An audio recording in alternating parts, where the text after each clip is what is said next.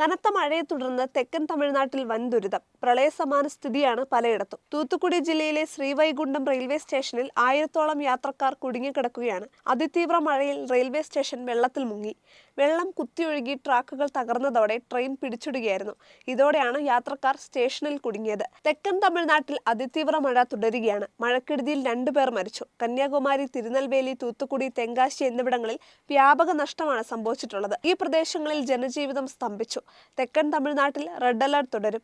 ചിലയിടങ്ങളിൽ മഴയ്ക്ക് ചെറിയ ശമനമുണ്ടെങ്കിലും അണക്കെട്ടുകളിൽ നിന്ന് അധിക ജലം തുറന്നുവിടുന്നത് തുടരുന്നത് പ്രളയസമാനമായ സാഹചര്യം സൃഷ്ടിക്കുകയാണ്. പാപനാശം അണക്കെട്ടിൽ നിന്ന് വെള്ളം തുറന്നുവിട്ടതോടെ താമരപരണി നദി കുത്തിയൊഴുകി. അതോടെ തൂത്തുക്കുടി, തിരുനെൽവേലി എന്നിവിടങ്ങളിൽ നിന്ന് താഴ്ന്ന പ്രദേശങ്ങളിലെ വീടുകളിൽ വെള്ളം കയറി. കന്യാകുമാരി, തിരുനെൽവേലി, തൂത്തുക്കുടി, തെങ്കാശി ജില്ലകളിലായി 7000-ലധികം ആളുകളെ മാറ്റിപ്പാർപ്പിച്ചു.